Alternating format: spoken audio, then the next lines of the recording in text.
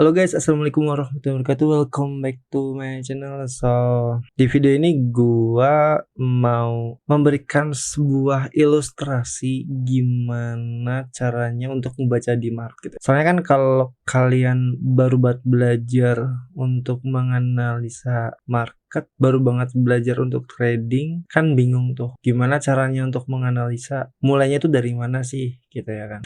Kalau menurut gue pribadi sih sebenarnya yang kalian butuhin adalah cara memahami gimana market itu bekerja. Di sini gue kasih contoh ya.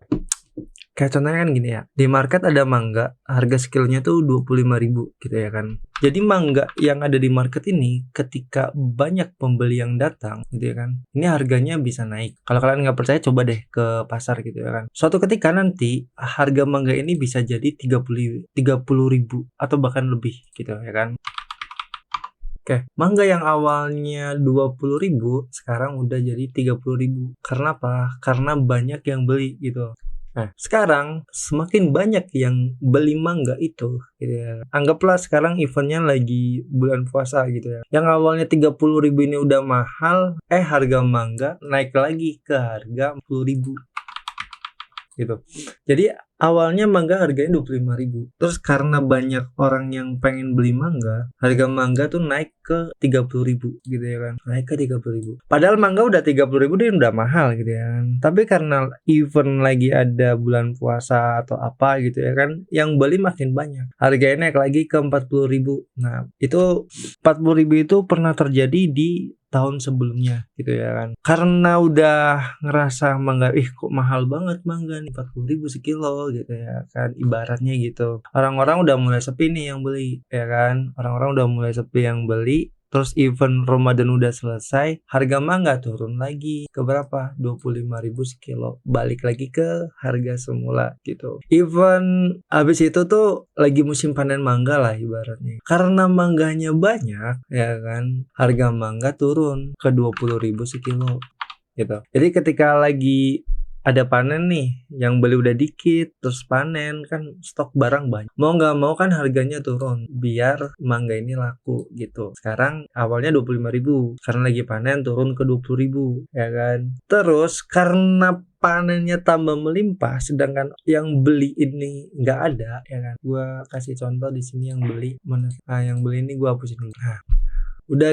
udah yang belinya sedikit, panennya banyak. Nih harga bakal turun lagi dong. Kalau kalian udah pernah ke pasar, kalian bakal tahu gitu ya kan. Mangga 15.000 sekilo, 15.000 sekilo gitu. Jadi market tuh kayak gini selalu gitu ya kan. Awalnya 25.000, karena banyak yang beli itu naik ke 30.000 gitu ya. Terus ada event nih ya kan, ada event yang beli makin banyak gitu. Udah ada event yang beli makin banyak walaupun harganya udah mahal 30.000, karena yang beli makin banyak harganya naik ke 40.000. Event udah selesai, yang beli makin dikit, harga udah kemahalan, harganya turun lagi. Kemana? Balik lagi ke 25.000 ke harga awal gitu ya kan. Terus udah yang belinya dikit, diterjang lah masa panen mangga, harganya turun ke 20.000. Panennya makin banyak, yang beli sedikit ya kan, biar laku harga turun lagi ke 15.000. Nah, dari sini kita udah bisa dapat beberapa contoh untuk memahami market gitu. Kalau kalian nonton video gue yang sebelumnya, gue biasa bilang ada apa namanya pivot gitu ya kan. Jadi di sini anggap aja lah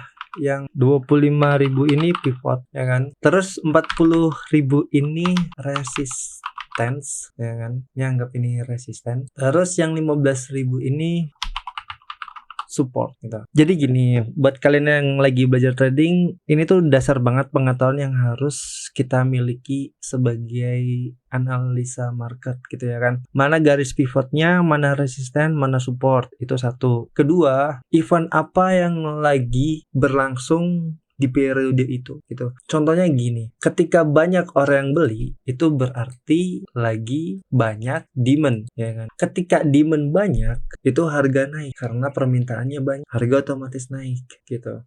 Entah itu bulan Ramadan atau itu lagi musim panen, itu hanyalah sekedar event doang. Semua itu tergantung dari si demand-nya ini gitu kan. Berapa banyak sih orang yang beli itu atau berapa banyak orang yang jual gitu. Contohnya kayak pas lagi panen, berarti supply-nya lagi banyak. Kayak jadi kurang lebih tuh yang harus dipahami selanjutnya adalah ketika demand-nya lagi banyak, itu biasanya harganya bakal naik. Nah, ketika supply-nya lagi melimpah, itu harganya turun. Jadi dalam memahami market tuh mudahnya adalah kita tahu di mana harga wajarnya, kita tahu di mana resistennya. Resisten tuh harga tertinggi yang pernah terjadi di periode sebelum gitu. Karena biasanya ketika harga sudah memasuki resisten itu harga bakal cenderung turun lagi ke harga normal gitu. Nah, kita juga harus memahami di mana titik support. Titik support itu adalah titik terendah yang pernah terjadi di periode sebelumnya gitu. Jadi ketika harga sudah masuki harga support, itu biasanya harganya bakal naik balik lagi ke harga yang wajar. Tapi semua itu tergantung oleh si demand gitu ya kan. Semakin banyak orang yang melakukan pembelian, itu harganya naik. Nah, semakin banyak orang yang melakukan penjualan, itu harganya bakal turun. Ini semua dasar dari pemahaman untuk membaca market dan tahu kira-kira harga ini bakal kemana. Makanya di video gua